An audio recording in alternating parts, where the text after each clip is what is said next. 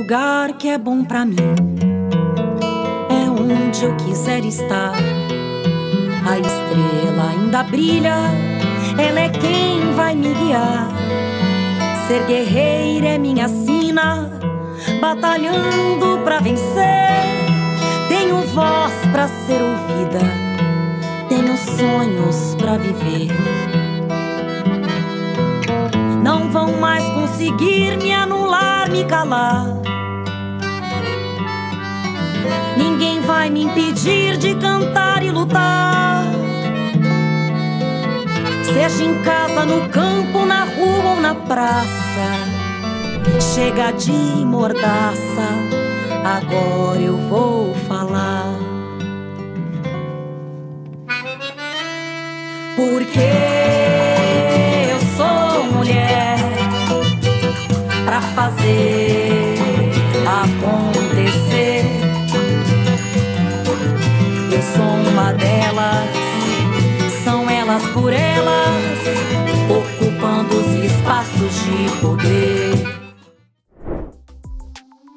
Há 10 anos, em 2 de abril de 2013, o plenário do Senado Federal aprovou por unanimidade a proposta de emenda constitucional que ampliava os direitos das trabalhadoras domésticas. Antes da lei, esses profissionais, que hoje são cerca de 5,9 milhões, sendo 91% mulheres, tinham direito apenas à carteira assinada.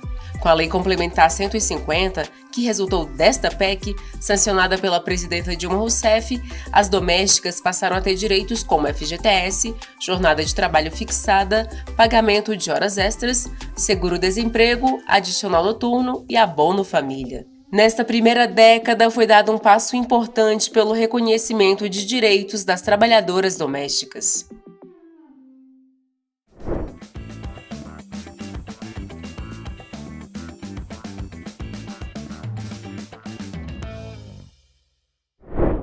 Meu nome é Cleide, estou presidente do Sindicato de Trabalhadoras Domésticas de Nova Iguaçu e faço parte da FENATRAD, Federação Nacional de Trabalhadoras Domésticas. Antes de falar da PEC, eu gostaria de aproveitar esse momento para falar de uma conquista muito importante, que foi a implementação da carteira de trabalho, né, da nossa lei, que está fazendo 50 anos de existência. Então, a PEC foi fundamental, mas a conquista da carteira assinada foi uma conquista muito grande para a nossa categoria. E esse ano está fazendo 50 anos. É muito importante também. Em 1943, a Consolidação das Leis do Trabalho, a CLT, excluiu os trabalhadores domésticos na definição dos direitos trabalhistas. 29 anos depois, em 1972, a Lei 5.859 regulamentou a profissão de empregado doméstico e formalizou alguns poucos direitos, como o contrato por meio da carteira de trabalho. Em relação à PEC, tudo começou em 2012, foi um projeto de emenda. E em 2013, ela foi aprovada e virou projeto, né? E no caso, ela completa 10 anos. E antes da PEC, as nossas conquistas vinham sempre como trabalho de formiguinha. A gente ia lá, pedia equiparações de direitos e sempre ganhava uma coisinha. O fundo de garantia, a gente pediu todo ele, veio o fundo de garantia opcional, né? As férias eram de 20 dias, mas com jurisprudência a gente conseguia as 30, né, lá na justiça. Então a nossa categoria já estava acostumada a não ter tudo de uma vez, a gente não conseguia tudo. Então, a gente lutava por tudo, mas tudo que via a gente aceitava e continuava lutando, e continua lutando. E quando foi em 2012, veio a PEC das domésticas, né? Com muitas reuniões, projetos e correndo atrás, aí veio a PEC das domésticas. Em 2013, ela virou uma emenda.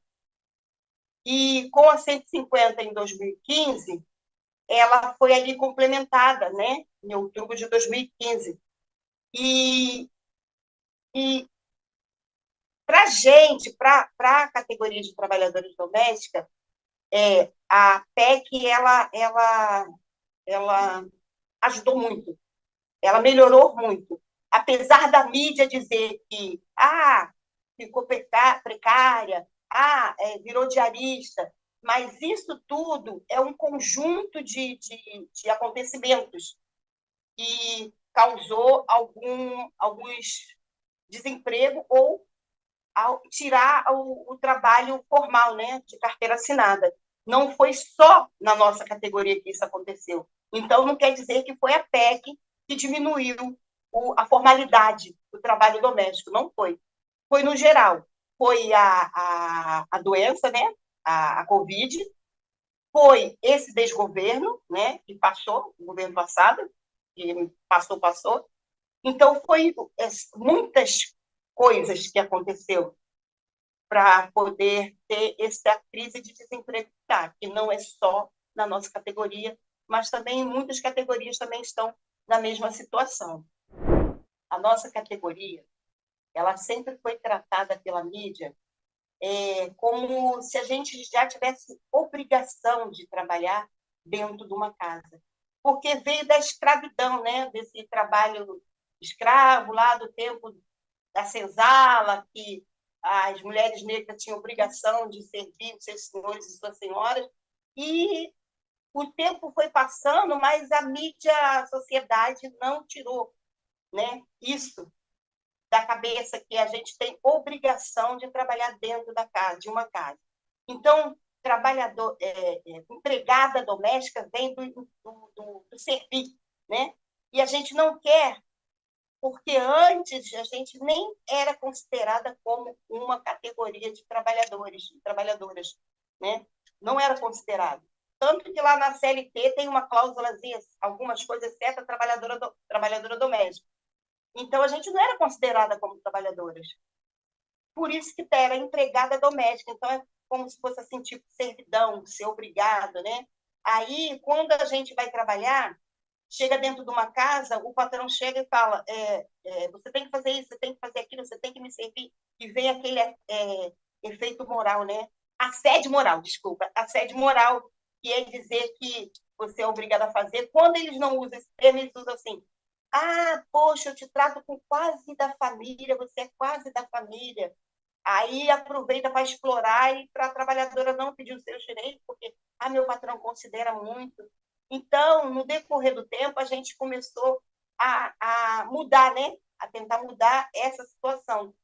E trocar isso aí de empregada para trabalhador, porque a gente tem esse trabalhador. Toda categoria é chamada de trabalhadores. Por que a trabalhadora doméstica tem que ser chamada de empregada doméstica, né? Nós somos mais uma categoria, não somos diferentes de outras categorias. Aí a gente está desconstruindo essa história de empregada doméstica, e sim trabalhadoras. Então, antes mesmo da gente ser obrigatório as 44 horas semanais, nós, como federação, como sindicato, sempre colocava lá, quando ia para a justiça, a carga horária, mesmo não tendo sancionado ainda, não tendo lei. Porque a gente falava que somos trabalhadores como outra qualquer, então a gente também tem direito à carga horária. E sempre lutamos sobre isso. O trabalho infantil, antes, a gente não tinha ciência que era trabalho infantil, né? Por quê? Chegava faz de conta, ia lá para o Nordeste, aí uma conhecida que morava no Rio, né? Que tem um dinheirinho a mais, falava assim, sua filha está passando fome, vocês não estão conseguindo manter, eu vou levar ela para o Rio, porque lá ela tem mais facilidade de estudar. E ela fica na minha casa e fica estudando. E ainda aproveita e brinca com meus filhos. Mas quando chega no Rio de Janeiro, não é essa a realidade. A criança não estuda, e a criança, quando não vira uma trabalhadora doméstica nos serviços gerais, vira uma babá. Aquela criança cuida de outra criança. E ela não tem tempo de brincar, não tem tempo de estudar, não tem tempo de nada. E ela termina virando uma trabalhadora doméstica no trabalho infantil. quando é descoberto agora, né? Porque está mais legível, mais normal você correr atrás das leis e as pessoas estão prestando mais atenção, né? O que é trabalho infantil, o que não é. Quando vai lá, na hora lá do juiz, ela pega e fala assim, não, ela não é minha trabalhadora, não. Eu trouxe ela porque ela é a filha da minha vizinha, ela veio estudar. Mas cadê a matrícula da escola? Cadê aquela criança que estava estudando? Não, ela fica o dia inteiro trabalhando. Então, ela vira uma trabalhadora doméstica, trabalho infantil. Apesar da mídia, a sociedade falar que não teve avanços, mas teve. Porque quando está lá na lei, é obrigado, a pessoa pode até querer burlar a lei. Mas aí depois a gente vai na justiça, corre atrás e consegue. Então, para mim, depois da PEC, melhorou muito. Apesar da sociedade, a mídia dizer que, devido à regulamentação, à PEC das domésticas, as trabalhadoras deixaram de ter a sua carteira assinada e está trabalhando como diarista. Mas isso não está acontecendo só no trabalho doméstico. Está acontecendo em todas as categorias, devido ao momento que estamos passando. Mas, graças a Deus, nós estamos conseguindo voltar, né, a respirar com esse novo governo, que é um governo do povo e para o povo, e com certeza isso vai mudar. Então, para mim, a PEC foi boa, e para mim tem que melhorar mais ainda, porque deixou algumas falhas, como a diarista, que antes a gente conseguia se provar, ela trabalhar um dia numa casa, e ter aquela obrigação de ser no mesmo dia, o horário e aqueles deveres, botava na justiça e a gente conseguia vínculo. Com a 150, ficou aquela parte que, para ser trabalhadora doméstica com direitos, tem que trabalhar 3 dias na mesma casa por semana. Essa parte a gente está correndo atrás para ser revogada. Por quê? Um médico, ele tem uma matrícula. Um professor, ele tem uma matrícula. E ele tem seus direitos garantidos. Por que é diferente para a nossa categoria de trabalhadoras domésticas? Bom, olá a todas, todos e todes. Meu nome é Isadora Brandão, eu sou defensora pública do Estado de São Paulo, coordenadora em exercício do Núcleo Especializado de Defesa da Diversidade e da Igualdade Racial. Hoje, na nossa segunda aula, nós vamos falar sobre a luta das trabalhadoras domésticas por direitos. Eu quero falar para vocês, nesse início, sobre o pioneirismo de Dona Laudelina de Campos Melo. A Dona Laudelina de Campos Melo é uma das grandes lutadoras do povo brasileiro. Ela fundou a primeira associação de trabalhadoras domésticas do Brasil, que foi a Associação Profissional dos Empregados Domésticos de Santos, fundada em 1936. A Dona Laudelina, ela viveu entre 1904 e 1991, né? E começou a trabalhar como empregada doméstica aos 7 anos de idade. Nascida na cidade de Poços de Caldas, ela desempenhou uma militância de abrangência nacional em torno do reconhecimento de direitos às trabalhadoras domésticas. Ela se manifesta em muitas das suas falas, em muitas das suas contribuições, apontando como o trabalho doméstico em nosso país, no pós-abolição, ele continua sendo desempenhado praticamente sobre as mesmas condições em que esse trabalho era desempenhado no antigo regime escravista.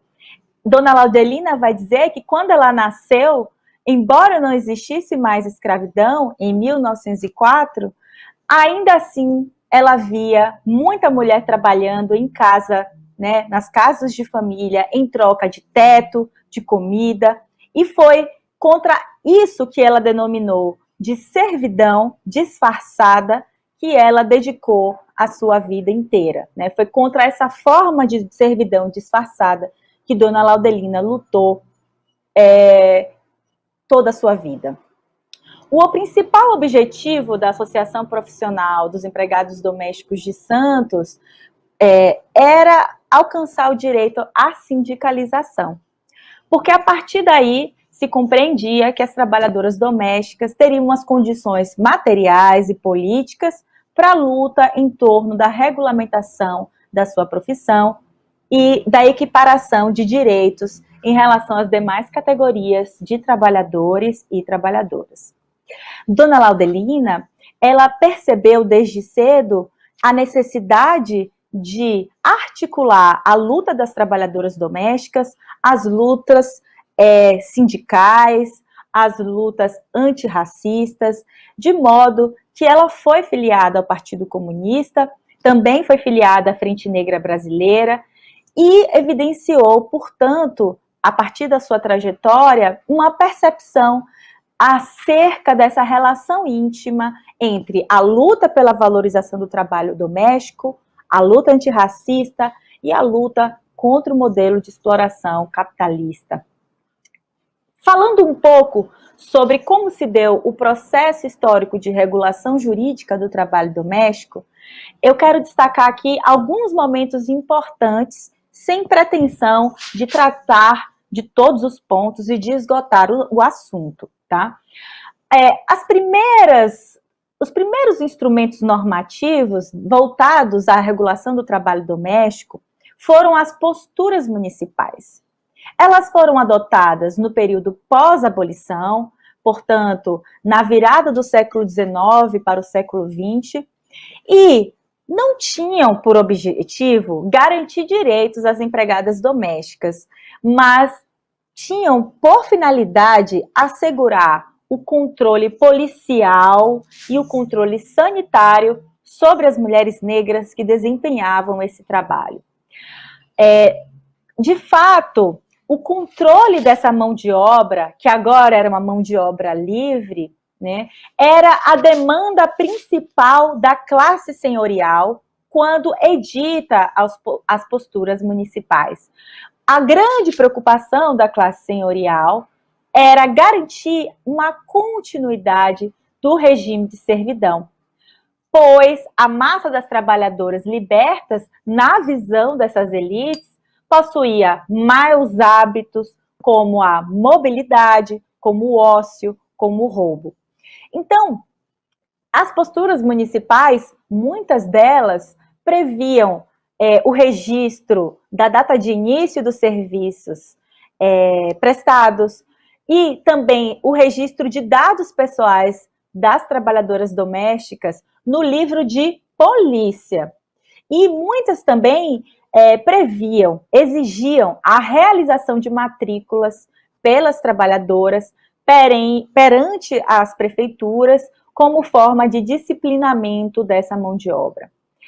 Além disso, havia um outro objetivo importante na regulação do trabalho doméstico por meio das posturas municipais, que seria o de proteger a classe senhorial do suposto risco moral, sanitário, que, na visão dessas elites, as trabalhadoras domésticas representavam. Isso está muito ligado às imagens de controle sobre as mulheres negras, às representações hegemônicas sobre as mulheres negras, que são rotuladas como sexualmente promíscuas e que, por este motivo, representariam uma ameaça sanitária em razão do risco de disseminação de doenças venéreas e também uma ameaça moral para as famílias dessa elite urbana, que exigia, inclusive, a apresentação por essas trabalhadoras de atestados de vacina e de saúde.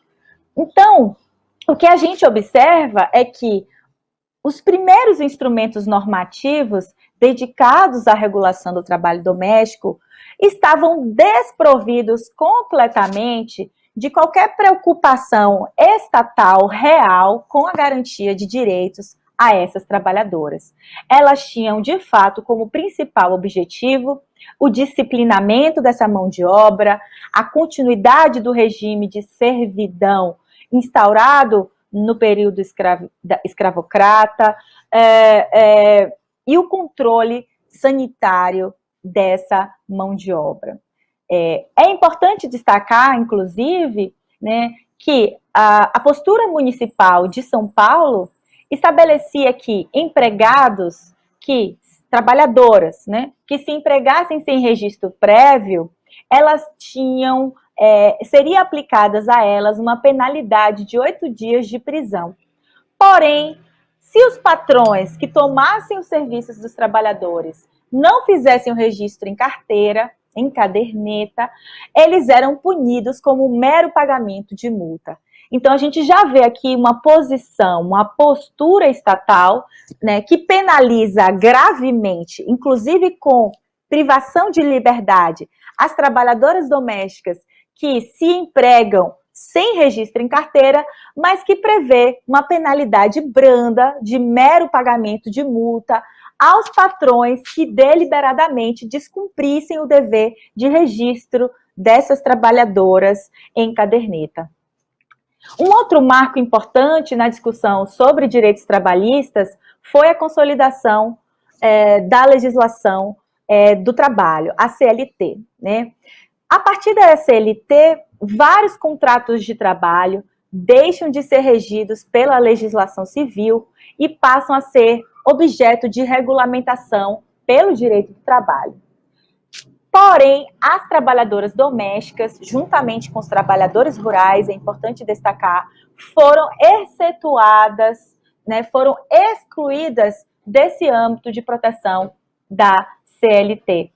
Isso significa dizer que o Estado brasileiro, quando da edição da CLT, em 1943, ele opta por manter a relação de emprego doméstico regida pela legislação civil, ou seja, pelo direito privado. Ocorre que as relações de direito privado pressupõem a igualdade e a liberdade das partes contratantes, de modo que a submissão da relação de emprego doméstico a essa legislação civil, na prática, acabou contribuindo para camuflar a relação de subordinação existente entre empregador e trabalhadora doméstica.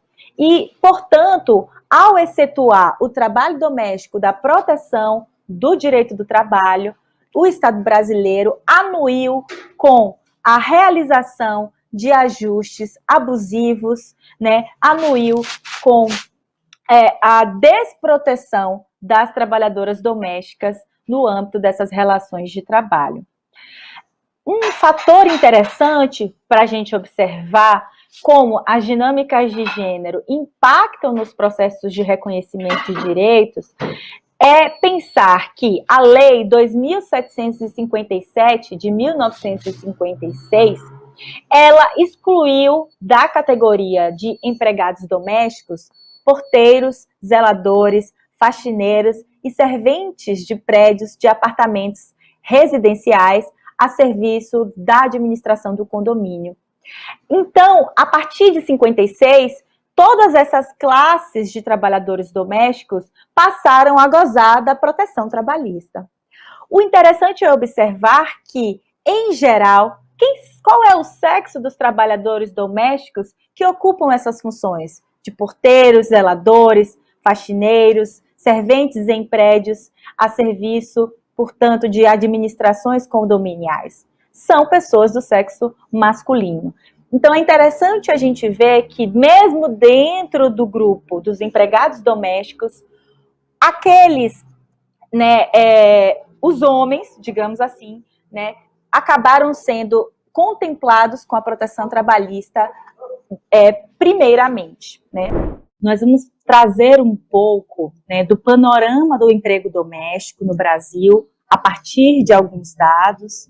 Nós vamos falar, né, também sobre qual é a importância do trabalho doméstico para o bem viver. Vamos abordar de que maneira o trabalho doméstico se situa nas interseções de gênero, raça e classe. E vamos, por fim, falar um pouquinho da história de luta das trabalhadoras domésticas no Brasil e do exemplo pioneiro e da luta pioneira de Dona Laudelina de Campos Melo. Bom, panorama do emprego doméstico em dados. Do que a gente está falando quando a gente está falando em emprego doméstico? Qual é a magnitude, né, dessa realidade em nosso país, na América Latina e no mundo? A OIT, que é a Organização Internacional do Trabalho, em 2013, estimou em mais de 67 milhões o número de trabalhadores domésticos em todo o globo.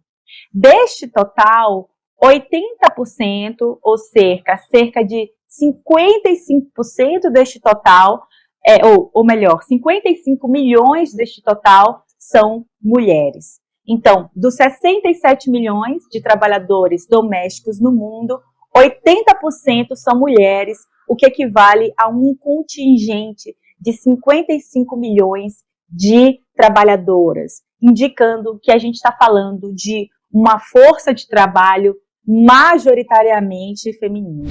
O trabalho doméstico é a mais importante fonte de emprego para as mulheres na região da América Latina e Caribe. Então, 27% da ocupação feminina nesta região é representada pelo trabalho doméstico. Além disso, é preciso a gente destacar também que o trabalho doméstico é uma das ocupações com níveis de remuneração mais baixos no mundo, com médias de salário abaixo da metade do salário médio vigente no mercado de trabalho. O trabalho doméstico representa, por esses fatores, o núcleo duro do déficit de trabalho decente no Brasil e no mundo. Ou seja, muitas das ocorrências, né, no mundo do trabalho que se distanciam desse paradigma de trabalho decente que a OIT estabeleceu, ele é representado pelo trabalho doméstico.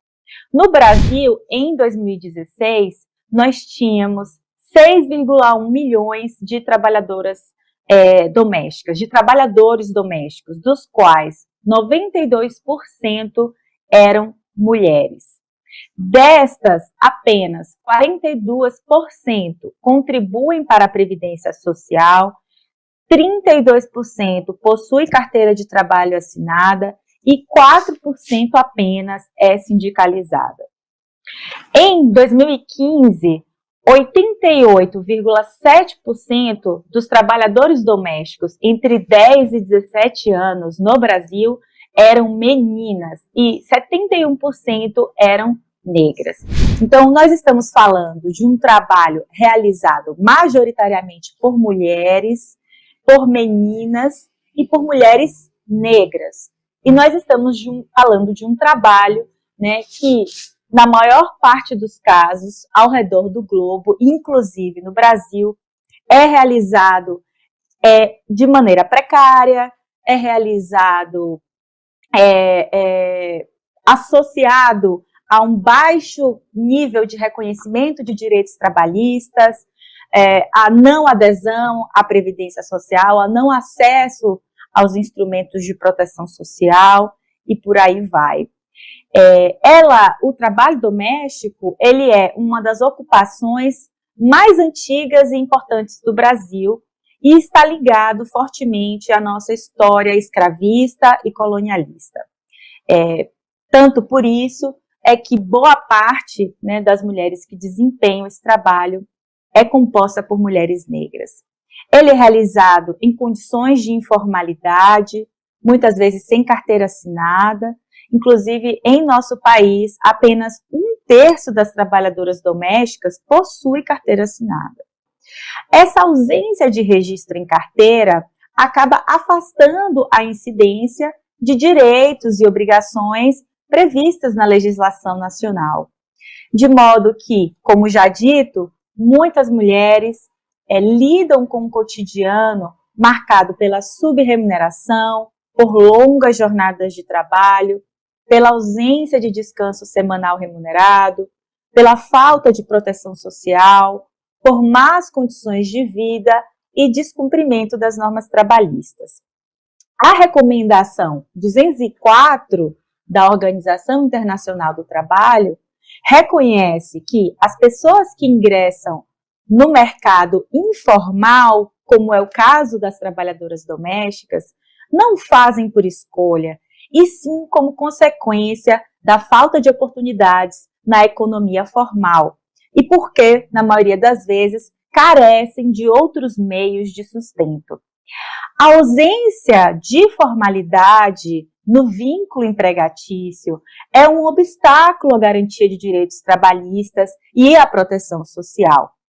A transição de uma economia informal para uma economia formal é essencial para se desenvolver, para um desenvolvimento includente e para tornar efetivo o trabalho decente para todos e todas. Qual a importância do trabalho doméstico para a sociedade? Qual a importância do trabalho doméstico para o bem viver?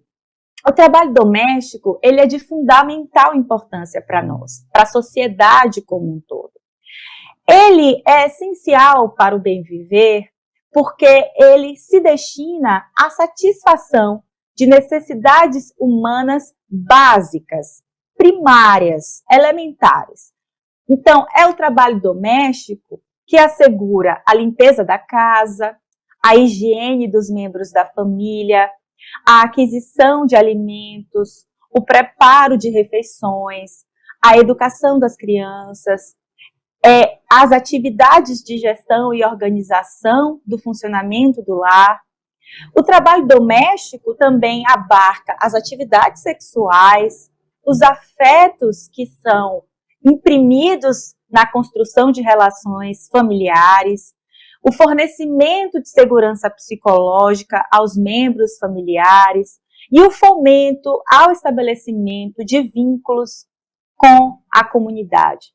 Então, é um trabalho essencial, né, para a satisfação de necessidades humanas básicas. Mas, além disso, ele é também de fundamental importância para o bom funcionamento da economia, porque é ele quem garante a produção e a reprodução da força de trabalho, que é, por sinal, essencial para o modo de produção capitalista, né? Então, o trabalho doméstico é o que garante esse fornecimento contínuo de força de trabalho que vai ser empregada no mercado de trabalho formal e que vai ser essencial para o funcionamento de toda a engrenagem capitalista. Para a gente ter uma ideia da importância desse trabalho, eu convido a vocês a imaginarem o que aconteceria se fosse decretada uma greve geral, mundial, de empregadas domésticas e trabalhadoras domésticas e donas de casa. Como isso afetaria o funcionamento da sociedade e da economia? O trabalhador, provavelmente, ele não conseguiria ir trabalhar dia após dia se ele não estiver alimentado, se ele não possuir roupas limpas, se ele não tiver com quem deixar os seus filhos durante a jornada de trabalho. Então, a gente está falando de um trabalho que realmente tem uma importância fundamental para a sociedade, para o bem viver, para o funcionamento da economia, mas, apesar disso, as marcas do trabalho doméstico, o que caracteriza o trabalho doméstico e o emprego doméstico em nosso país, são a invisibilidade e a desvalorização. Para a gente entender por que é que a invisibilidade e a desvalorização são marcas desse trabalho doméstico, a gente precisa pensar que esse trabalho doméstico se situa numa interseção de gênero, raça e classe. Ele sofre com os efeitos e determinações das opressões de gênero, raça e classe. Quais são as determinações de gênero que estabelecem o lugar desvalorizado e invisibilizado do trabalho doméstico em nossa sociedade? Bom, basicamente é a divisão sexual do trabalho. A divisão sexual do trabalho, ela se baseia em dois princípios básicos. A ideia de separação entre o trabalho de homens e de mulheres e o princípio da hierarquização dessas funções. O que significa dizer que há em nossa sociedade a atribuição prioritária aos homens de funções produtivas e de funções que gozam de prestígio social, atreladas ao espaço público, como a produção de mercadorias, as funções políticas e militares. E, por outro lado, de acordo com essa divisão sexual do trabalho, há uma atribuição prioritária às mulheres de funções reprodutivas, ou seja, desse trabalho doméstico e de cuidados, essencial à produção e reprodução da força de trabalho. Meu nome é Luísa Batista Pereira, tenho 67 anos, sou trabalhadora doméstica aposentada, mulher negra, mãe solo. Atualmente eu estou coordenadora geral da Federação Nacional das Trabalhadoras Domésticas, também componho a direção da CUT Pernambuco, da Contrax, que é a Confederação Nacional dos Trabalhadores do Comércio e Serviços, e estou na direção administrativa do Sindicato das Trabalhadoras Domésticas de Pernambuco. Para mim, representar o sindicato, representar a federação, representar essa categoria de mulheres tão numerosas, que é as trabalhadoras domésticas, né? Somos mais de 6 milhões de trabalhadoras. Então, é uma categoria muito numerosa. Além da responsabilidade, né, porque é uma responsabilidade muito grande, até porque eu substituí, né, eu estou substituindo a Creuza Maria Oliveira, e os direitos conquistados, né, a PEC, a Lei Complementar 150, a Convenção 89, foi tudo na gestão da Creuza, que passou 14 anos. Então, desde 2016, eu estou representando a Federação Nacional das Trabalhadoras Domésticas e também o Conselho Nacional dos Trabalhadores Domésticos. Para mim, é uma honra, para mim, é um desafio muito grande, né, porque não é fácil, principalmente depois de tudo que aconteceu no país, dar continuidade a essa luta. Agora, o que a gente sempre faz e fala para as companheiras é que direito não cai do céu. Direito a gente tem que lutar para conquistar. E a gente tem uma dificuldade muito grande de trazer essas companheiras para a luta. Por quê? Nós trabalhamos de uma forma pulverizada. As trabalhadoras domésticas estão numa residência, uma ou duas em cada local de trabalho. E é diferente, né, de outras categorias, numa empresa que tem 10 pessoas. Então, é mais fácil você chegar na base quando a categoria que você representa está num único local, né, tá tudo aglomerado, não, como é que eu falo? Estão todos no mesmo local de trabalho, está tudo junto, do que você ter que buscar o diálogo com essas companheiras que estão pulverizadas no local de trabalho e onde os sindicatos de trabalhadoras domésticas não podem ir. Mas a luta é gratificante, sim, porque eu mesma achava, até os meus 50 anos, eu achava que eu só tinha capacidade de fazer tarefas domésticas. E aí, com o TDC, que é o Trabalho Doméstico Cidadão, eu vi que eu tinha condições de partir para um outro desafio que estou até hoje.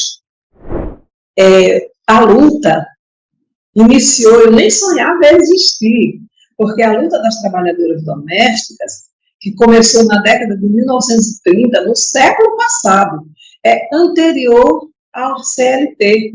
Quando a CLT foi criada, já a dona Laudelina de Campos Melo, junto com outras mulheres, já estavam se organizando, e, inclusive, em 1936, ela conseguiu fundar a primeira associação de trabalhadoras domésticas na cidade de Santos, São Paulo. Então, é uma luta que tem quase um século de existência. E, pelo fato de ser um trabalho que é executado por mulheres, nessa maioria de mulheres negras, e sem nenhuma escolaridade, uma herança direto do período do Brasil colonial, ou seja, direto da escravidão, é um trabalho que não é valorizado, infelizmente. O trabalho doméstico ele nem é valorizado pela sociedade, até mesmo muitas mulheres que muitas vezes elas não estão no mercado de trabalho, mas elas estão na casa delas, cuidando do marido, dos filhos, administrando os recursos que o marido coloca dentro de casa. Muitas vezes as pessoas dizem assim, fulana não trabalha, ela não faz nada. Como ela não faz nada? Então, esse desafio desses anos todos, né, quase um século, há 50 anos atrás, eu não poderia falar da PEC sem falar da Lei 5.859, que também está completando 50 anos este ano, este mês de abril. Então, foi quando foi aprovado o nosso primeiro direito, que é a carteira assinada, né? Carteira assinada e a previdência. Era só o direito que a gente tinha. Nem salário determinado não tinha.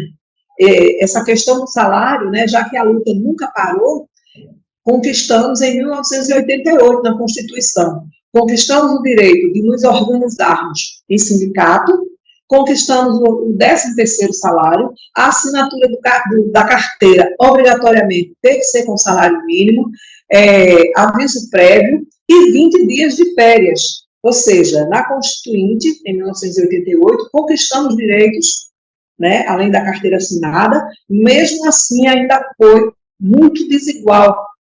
Então, essa luta, e eu não sabia, né, eu comecei a trabalhar aos 9 anos de idade. Minha primeira assinatura foi como cobradora de ônibus. Depois eu voltei para o trabalho doméstico quando eu me aposentei. Então, em 1988, eu não sabia da existência dessa luta. Infelizmente, acontece muito isso, né? As companheiras, elas muitas vezes não sabem que existe sindicato, não sabem que existe essa luta. Então, quando eu me aposentei, aí teve um curso que eu voltei a estudar, e foi aí que eu descobri. Mas voltando à questão dos direitos, que foram conquistados a conta-gotas, a luta continuou. No governo FHC, a proposta foi recolher o FGTS com 2% do salário, e aí a categoria se reuniu em muitos estados, né? As dirigentes dos sindicatos que já estavam constituídos, né?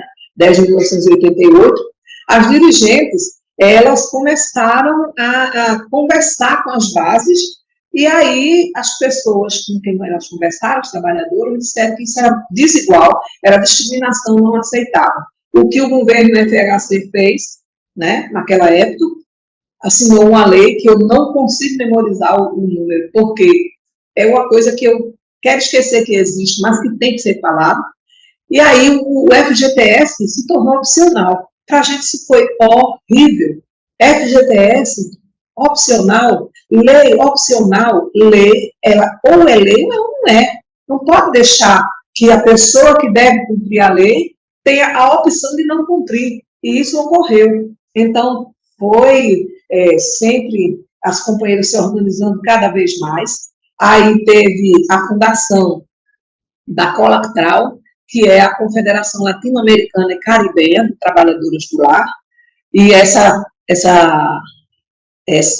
confederação, ela reuniu muitas trabalhadoras, assim, muitas dirigentes de vários países da América Latina, ela foi fundada na Colômbia, e nessa de se fortalecer cada vez mais, em 1997, a fundação foi fundada com o objetivo de agregar todos os sindicatos e, com isso, fortalecer a luta.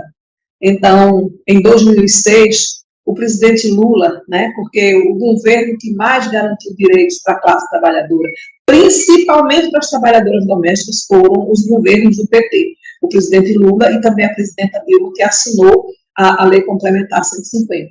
Mas, em 2006, a Lei 11.324, assinada pelo presidente Lula, nos garantiu o direito de férias de 30 dias, que a gente só tinha 20, né, pela Constituição a gente só tinha 20, nos garantiu o pagamento do salário das férias com mais 1/3 sobre a remuneração do salário de férias, garantiu o direito aos feriados, porque a gente sempre falou, pertencemos à classe trabalhadora, então nós temos direito, sim, aos feriados. Então, até 2006, era algo que a gente precisava negociar com o empregador. Então, essa lei garantiu a estabilidade da trabalhadora doméstica gestante. O empregador antes demitia e não pagava nada. Não que ele não possa demitir, mas se ele demitir, ele tem que pagar todos os salários referentes ao período da gravidez, mais 4 meses referente à licença maternidade, mais 1 mês referente ao aviso prévio. E também essa lei vedou o desconto. Imagine que até 2006, os empregadores, muitos descontavam a alimentação da trabalhadora doméstica, ela trabalhando com alimentação dentro da casa, mas era descontada a alimentação dela.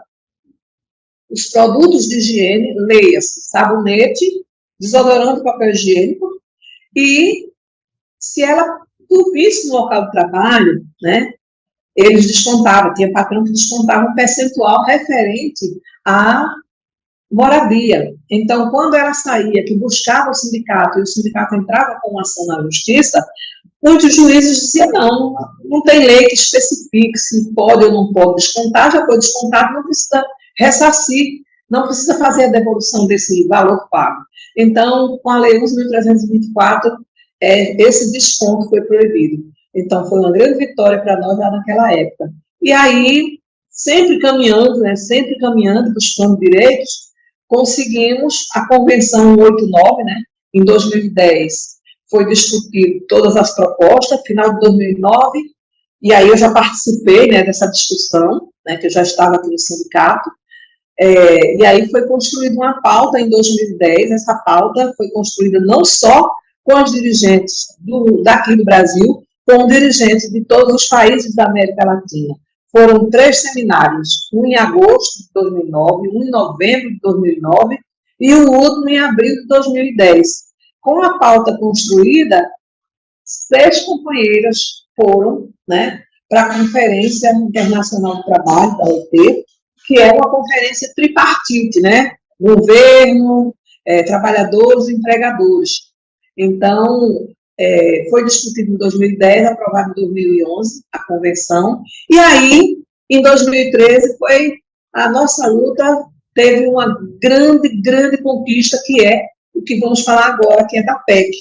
A PEC 72/2013 igualou os nossos direitos. No momento que foi promulgada essa PEC, os parlamentares e o governo se comprometeu que regulamentaria em 120 dias. E aí foram 2 anos e 3 meses para regulamentar, né, entrar em vigor, com a lei complementar 150. Muito importante essa conquista, porém, atualmente, com todos os retrocessos que vêm desmontando muitas políticas públicas, graças a Deus a gente conseguiu barrar aquele desmonte terrível do ex-desgoverno. Então, mais paralelo a isso, a gente teve a reforma trabalhista, a reforma previdenciária, e eu acredito que vamos ter a chance de dialogar e rever essas 2 reformas, né, que prejudicou tanto a classe trabalhadora, prejudicou a reforma previdenciária, trouxe uma preocupação muito grande para a FENATRAB e para todas as dirigentes, né, dos sindicatos, que é a questão da aposentadoria da trabalhadora doméstica, porque é um trabalho que tem muita rotatividade, é um trabalho onde os empregadores, eles muitas vezes, hoje mesmo a gente atendeu uma trabalhadora aqui no sindicato, aqui em Pernambuco, 10 anos de carteira assinada, ela sofreu um acidente, né, em casa, caiu, quebrou, teve um problema no joelho, teve que fazer cirurgia, vai ter que fazer outra. Benefício não concedido. Motivo, falta de recolhimento previdenciário. Então, essa luta ainda está muito longe da gente chegar e dizer, é o ideal. Mas isso não quer dizer que a gente não tem o que comemorar. Nós temos o que comemorar. A PEC foi um avanço muito grande. Em termos de legislação trabalhista para o trabalho doméstico, o Brasil é referência mundial e isso se dá à luta, né? Agora, tem tudo isso que aconteceu e que ainda tem o que se revisar, né? Tivemos o golpe na presidenta Dilma em 2016, travestido de impeachment, mas aquilo foi um golpe, todo mundo sabe disso, e tivemos, então, a eleição desse desgoverno que não trouxe nada de benefício para o país, não dialogou com a classe trabalhadora, apenas cometeu coisas atrozes, né? Todo mundo sabe disso. E aí, em 2022, a gente consegue barrar, né? Todos esses desmontes, e agora a gente tem esperança, né? Com a eleição do nosso presidente Lula no terceiro mandato, né? Não consecutivo, mas no terceiro mandato, a gente tem esperança, sim, que a gente possa dialogar e pedir algumas revisões na Lei Complementar 150, que a gente possa também, de uma certa forma, ver a economia melhorar, para que os empregadores voltem a contratar as trabalhadoras domésticas, porque muitos perderam também os seus postos de trabalho, porque diante de tudo isso, ainda teve a pandemia que ceifou a primeira vida, foi de uma trabalhadora doméstica no Rio de Janeiro, né, a Cleonice Gonçalves Pereira, e aí muitas companheiras vieram a óbito. A preocupação da FENATRAD é como é que estão os filhos dessas companheiras que vieram a óbito, que a gente está chamando os órfãos da pandemia. Como é que está a situação dessas crianças, desses adolescentes? Será que elas estão sendo amparadas pela Previdência? Porque se o empregador não recolher, com certeza essas crianças estão sem nenhuma proteção social. Então, nossa PEC é uma vitória, uma grande conquista, mas a gente ainda tem muito o que lutar, porque para nós que fazemos a FENATRAD e os nossos sindicatos, para a nossa categoria, o que a gente escuta de muitas delas só vai ficar bom de verdade quando a gente tiver com a nossa carteira assinada, o recolhimento previdenciário feito, a lei ser cumprida da forma como tem que ser. É isso. Eu começo dizendo que foi na Constituinte que nós demos início, né, a este processo, onde as trabalhadoras domésticas, a partir das suas associações, que ainda não tínhamos assim uma formação dos sindicatos, elas foram para o Congresso Nacional apresentando as suas demandas, e lá nós tivemos o êxito de, pelo menos, ter uma referência delas na Constituição brasileira. E até naquela época eles diziam que não caberia, mas como o argumento nosso, né, era um argumento de que, na verdade, o que simbolizava um trabalho escravo no Brasil, naquele momento, eram das trabalhadoras domésticas, herdada dos seus avós, né, bisavós. Então, elas estavam ali em condições como pré-escravas, vamos assim dizer. Por quê? Não tinha descanso semanal, não tinha férias, não tinha o 13º salário. Então, era irregular a situação delas enquanto trabalhadoras. Então, na Constituição brasileira, tem lá o artigo que fala dos direitos das trabalhadoras domésticas, mas incompletos, porque, naquele momento, a nossa organização de força, né, naquele congresso que, na verdade, a maioria dos empregadores irregulares estavam lá como deputados e até como senadores, então tentaram um pouco se proteger disso e disseram que eles não eram empresas e que, por conseguinte, eles não poderiam dar esse direito, mas que nós tivéssemos ali a oportunidade de também dar uma compensação para o empregador, já que eles não eram empresa. Então, eles queriam descontos para que pudessem garantir alguns direitos da Constituição para essas trabalhadoras domésticas. Então, a luta começou ali. Bom, o tempo passou, 20 anos depois, né, o pouco que tínhamos na Constituição, claro, não era cumprida, então veio o governo de Lula, depois o governo da Dilma, então nós criamos essa PEC da doméstica, que eu fui relatora, e que nós tivemos ali condição de fazer um debate mais aprofundado e contamos com o apoio da presidenta Dilma. Ela foi para cima e ali ela conversou com as lideranças no Senado, né, com lideranças da Câmara, e disse, não, gente, eu quero sancionar essa lei trabalhadora doméstica tem os mesmos direitos dos demais trabalhadores, porque essa foi a nossa tentativa na Constituinte. Então, ali ela ajudou muito, muito, muito. Eu creio até que algumas essa medida tomada por ela em sancionar e em brigar por esses direitos fizeram com que os adversários se aproveitassem, né, e também somasse a estratégia deles do impeachment de Dilma. Olha, as conquistas foram grandes, né? Naquele momento, nós tivemos esse apoio, que é fundamental, apoio político, mas que veio a reforma trabalhista e tornou-se prejudicial, né, esta regulamentação dos direitos das domésticas.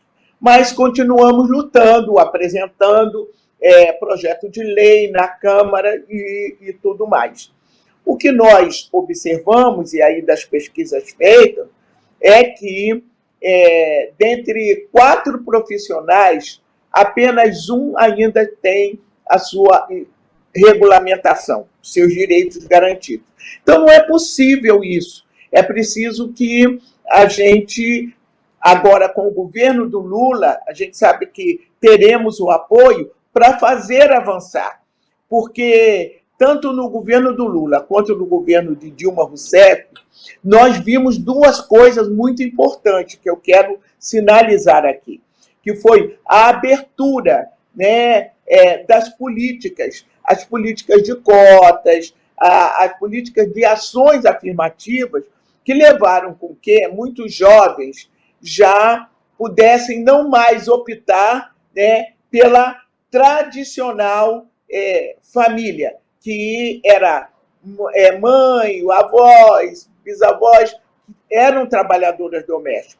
Elas já tiveram, com as políticas de cotas, essas ações afirmativas, já suas filhas e seus filhos já entraram para a universidade, já tiveram um novo estudo. E algumas delas também cursaram a universidade junto com seus filhos. Então, isso é um saldo altamente positivo, eu acredito, e que nós queremos retomar para que, então, essa trabalhadora doméstica tenha realmente a sua situação regularizada junto aos seus empregadores e que elas tenham também condição de estudarem, condição de fazer uma outra coisa que elas queiram fazer.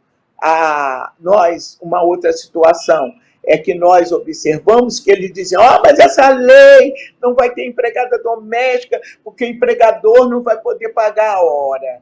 Como não vai poder pagar se é um trabalho onde as mulheres, né, ajudavam a outras mulheres a trabalharem, né, fora do lar para que elas tivessem um salário melhor e compensador.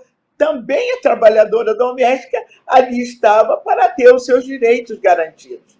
Então, é isso que nós estamos buscando e é o grande desafio que nós teremos por diante. Né? Nesses 10 anos, nós teremos uma compensação agora com a volta do governo Lula, com mais oportunidade de trabalhos, porque na medida em que essas trabalhadoras domésticas não conseguem, né, ter os seus direitos, elas podem perfeitamente ir migrando, né, para a chamada prestação de serviços, que ali você tem sua carteirinha assinada, seus direitos garantidos, como e foi sempre o trabalho dos homens, dos trabalhadores nessa área de serviço. Então, é esse desafio, a gente acredita que as coisas vão mudar para melhor. Nós acreditamos que novas oportunidades virão, né? Até mesmo para essa trabalhadora doméstica, desde a questão da sua inclusão social, né, profissional e educacional. Então, é preciso que as novas modalidades, nós temos agora o Ministério do trabalho de volta, isso é importante, é um elemento importantíssimo para implementar as políticas, né, dos trabalhadores e das trabalhadoras. Então, eu acredito que nós teremos realmente uma luta pela frente, mas é uma luta que vai encontrar apoio nas ações governamentais, né, ação em que o diálogo é muito importante nesse momento e ele está sendo feito entre o empregador, né, o trabalhador e o empregador. São medidas que saíram, né, realmente daquilo que nós chamamos desde a reforma trabalhista, né, que é a relação de empregador e trabalhador. Hoje não existe isso.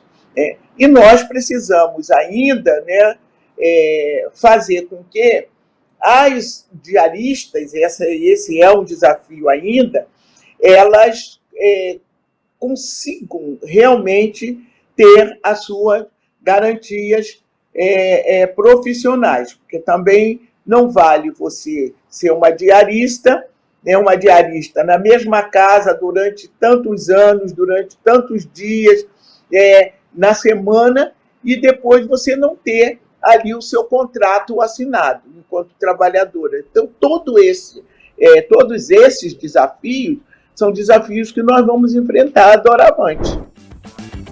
Não perca as próximas aulas do TV Elas por Elas Formação, de segunda a sexta-feira, sempre às 4h da tarde. E você ainda pode acessar todas as aulas da playlist TV Elas por Elas Formação no canal da TV PT no YouTube ou em formato de podcast no Spotify.